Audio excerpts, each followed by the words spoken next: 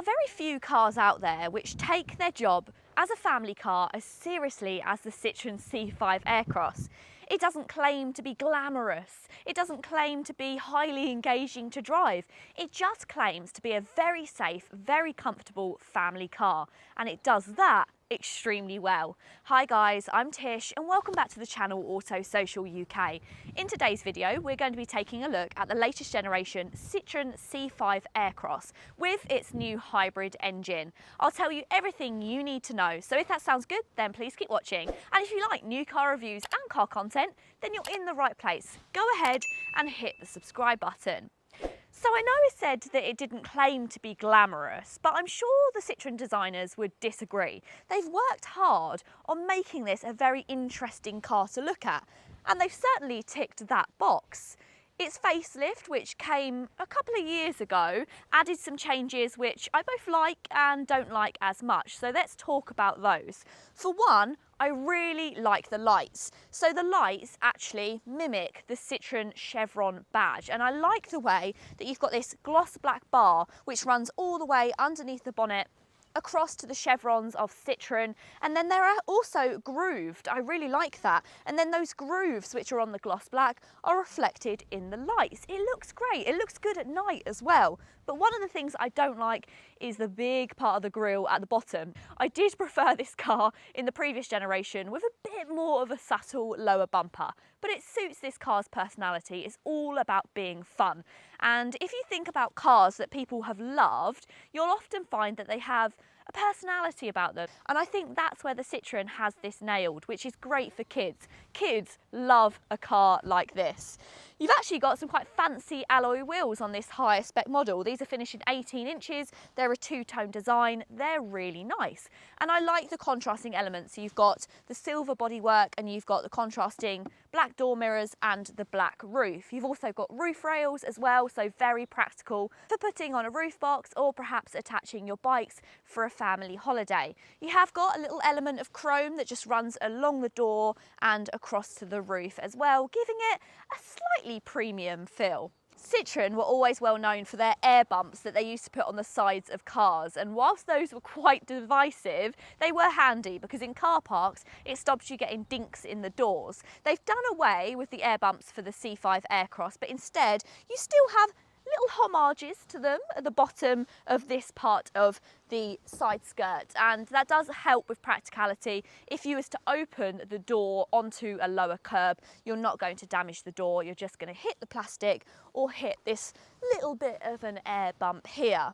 Overall, I know that anyone who's a car enthusiast may not look twice at the Citroen C5 Aircross, but this car, it isn't for you. Now let's check out the rear design of the C5 Aircross. As you can see, it's a slightly more palatable look than the front. There's a lot less going on, although it does have some slight contouring down the bottom half, and you get these quite cool 3D lights. I really like these. As you can see, they stand out slightly wider than the actual vehicle. You also get a gloss black spoiler, which is an extension of the black roof. But otherwise, it's a pretty plain design, and that's because when it comes to the rear of this car, it's all about boot space. Inside this boot, you will find a whopping nearly 500 litres, so 480 litres of boot space in here. And as you can see, you've got a completely flat load area and it's really low down. So if you've got mobility issues, getting pushchairs or wheelchairs in the back will be really easy. It's great for loading items in. You can also drop down this boot floor and that gives you some additional space, but it's best in its upright position for practicality. You haven't got anything in the way of luggage hooks, which I think is a bit of a shame. You have got a 12-volt charger and you've also got a light in there, but it would be really nice if you had some hooks for your luggage. There's also not an electric boot as standard on this higher spec version, which is a bit of a shame when it's such a large family car. Now let's check out the rear seats, because arguably this is the key part of the review, because this is where all the important people sit. As you can see, first things first, these doors are really wide and they also open quite far as well. So getting child seats into the back of this car will be really simple. But what about once you are inside? Well, you may be wondering, Tish, it doesn't look like you've got very much legroom, but that's because these seats are slid all the way forwards. So if I slide it backwards, you'll also notice that they are individually sliding, and that's 3 ways. So all 3 seats are individually sliding. But it's not just the sliding, they're also all individually tilting as well. So you can either lay them completely flat, or you can adjust, God, this is a workout. You can adjust the position of the backrests. So if you want to lie the seats down for a more relaxed feel, you can do that, or you can have them seated upright to give you more space in the boot. It's all just set up for whoever you've got in the back of the C5. If you've got people with long legs, you'll want all of the space. But if you've got little people, then you can push them all the way forward and you can have additional boot space. Amenities, however, have been a tiny bit disappointing for me in the back here. I have got one USB, but one between 3 kids is not very many. You've got electric doors and you've got loads of storage in the doors, and I've also got a couple of door pockets, but there's no additional things. I don't have anywhere to pop my mobile phone. I don't have any cup holders, which I find a little bit strange for such a family car. You'd think there'd be loads and loads of cup holders, but space is very good. I've got lots of headroom, even though I've got a pan roof. I've got plenty of leg room as well, and I've also got rear air vents there as well. It just would have been nice to have a few cup holders too. We love quirky, fun, affordable family cars on Auto Social UK, but why cover the Citroen C5 Aircross now? Because even in its facelifted version, it's been out for a while. Well, the main reason is because there's a new engine, and I'm really excited about it, and you guys are as well. In fact, I had a couple of messages asking if I could cover this new engine. So what is it? Well, it's labelled the Hybrid 136, and it's a mild hybrid. It takes an updated version of the PureTech 1.2 litre petrol engine that you find in a lot of Peugeot and Citroen products, and then it's paired together with 48 volt mild hybrid technology and also an electrified dual clutch transmission. So they've basically taken the old engines and the old gearboxes, and they've looked at how they could improve it to get better fuel economy, which could equal around what the diesel used to do, and also just be better to drive. And so far, I'm really impressed. Now, it is a mild hybrid and it gains most of its battery regeneration when you're driving. So you do have quite strong brake regen at all times, and it can take you by surprise at first, and so far not really found any way that you can turn it off or turn it down. There's actually no braking mode in this vehicle, which you normally get in these products, but that's probably because it needs it, so you have it on at all times. But for me, I actually quite like it, and you get used to it very quickly. There is quite a loud electrical whir at low speeds, but I guess that means it's working, although it's quite loud. It's louder than some electric cars that I've driven. But that's no problem. If you've got your music on loud, you're not really going to notice it. And the trade-off is you get a very good mile per gallon. So as I said, they've actually introduced this car to replace the diesel version, and it's priced around the same. And currently I'm seeing 47 miles per gallon over around 300 miles, which I think's really impressive. I've gone to Heathrow and back, so I've done the M25. That's at higher speeds as well. So if you're doing lower speeds and you're really utilising that hybrid technology, you're possibly going to see an even higher mile per gallon figure than that. And for a large family car, I think that's pretty good. But diesel lovers, don't worry, because for now the turbo diesel is still available. Opt for the Citroen C5 Aircross Plus and you can choose between a PureTech 130 petrol and a blue HDI 130 diesel. The petrol is still available with a manual gearbox. However, the diesel can only be chosen alongside automatic. If you choose the Citroen C5 Aircross in Max, this is where both the new hybrid and plug-in hybrid engine become available. But as well as the engine being a pretty good new addition, my favourite thing is the new electrified dual clutch system. This is much smoother than the system that it replaces. For instance, if I'm suddenly to demand a bit more power from the Citroen C5 Aircross,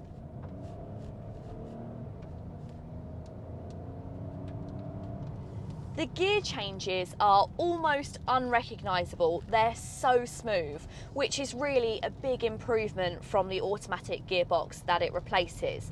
It only has 6 gears, so when you do get up to slightly higher speeds, it can rev a bit high.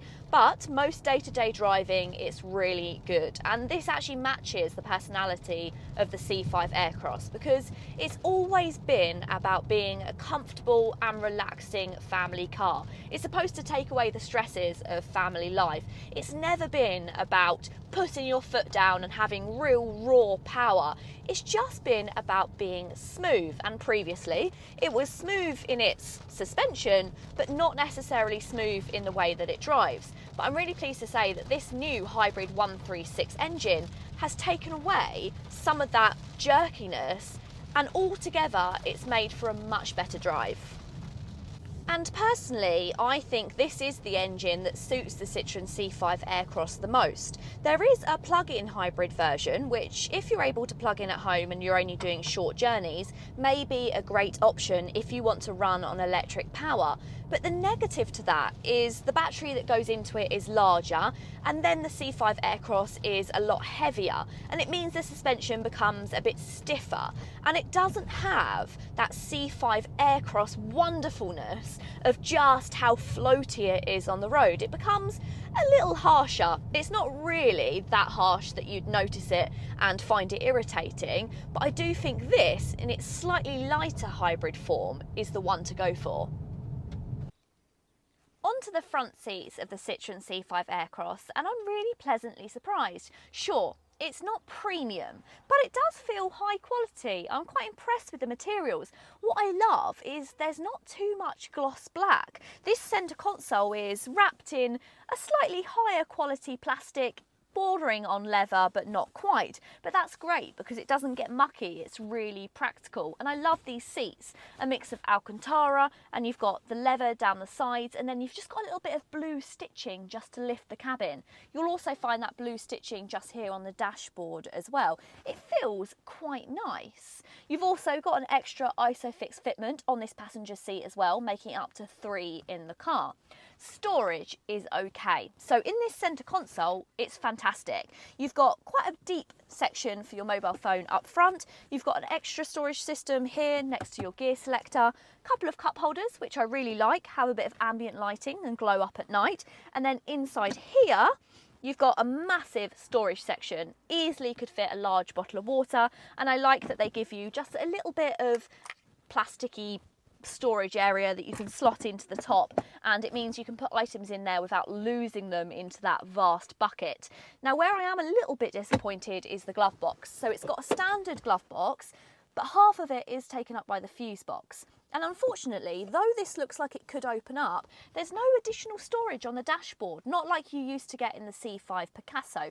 And that's a bit of a shame because it means dash storage is a little bit non-existent. You do, however, get massive door cards, loads of storage in those. They're just a little bit scratchy though, so if you get something in there that's going to roll around, that might be a little bit irritating. The setup is nice, it's really comfortable. I like this steering wheel, it's really easy to use. It's nice and big but not too chunky like on the new Mini, and you've got your gear selectors behind the steering wheel. You've also got the stalks with your automatic lights, automatic rain sensing wipers, and you have got the cruise control behind the steering wheel. I really wish they wouldn't put cruise control behind the steering wheel. There's plenty of room on the wheel to put them, and putting it behind there just makes it a little bit awkward to be able to see. Fine once you get used to it, but I think personally when you first get in it, it's really fiddly to use.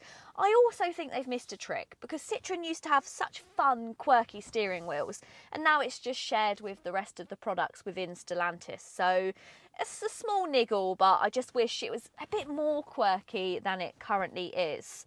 You do have just this really swift gear selector, which is much sleeker than it was previously with your drive modes underneath, and this frees up lots of space. You don't have that kind of awkward gear selector from before, and I quite like it. It takes a while to get used to because you have to really push it if you want to go into your right gear, but I do think that it's better that there is extra space. You've got 2 USB ports and a 12-volt charger. Now, unfortunately, the C5 Aircross doesn't have a USB-C yet, and that is a shame. And you really notice the difference when you start using USB-C, how quicker they charge your devices compared to USBs. Otherwise, though, it's all pretty good. You've got a nice, clear digital dashboard. Now, let's talk about the infotainment system. I'm not too sure when the Citroen C5 Aircross is due to have an upgrade because this screen is feeling a little bit small compared to its competitors. As you can see, there is a reasonably large screen, but the actual display is much smaller, and that's because on either side you have your climate control settings, and that's so that you can easily get to them because there isn't any physical climate control. But that does mean you're left with a very small screen in the middle, especially when using your Apple CarPlay, and that is a bit disappointing. You've got some haptic buttons along the bottom, which are shortcuts to things like your satellite navigation, to your comfort setting, to your car settings, to your Bluetooth, and also to your radio. Below these you have some physical buttons. You've got a physical volume control button, some of your climate for the rear screen and front screen, and also your lock button. You also have a shortcut to turn all of your climate control settings off as well. All of the functionality of this screen works really well and it's quite responsive. It's just a little on the small side. What the Citroen C5 Aircross loses out on when it comes to driving engagement and I guess a bit of street cred, it gains when it comes to practical family life. It's such a good family car. That interior, it's versatile, practical and comfortable. And for me, that's what's important when we're talking about living with a car for a family. And if you are looking at swapping out of your diesel family car and you're not quite ready to go fully electrified or even plug-in hybrid, but you want to do your bit for the environment and get a car which is economical, then I think the new hybrid 136 engine is a great option. But let me know what you think. Pop all of your thoughts in the comments down below. I really hope you have enjoyed the video. If you have, then go ahead and give it a big thumbs up. If you want to see more, then you know what to do. Go ahead and hit the subscribe button. Until next time, guys, see you later.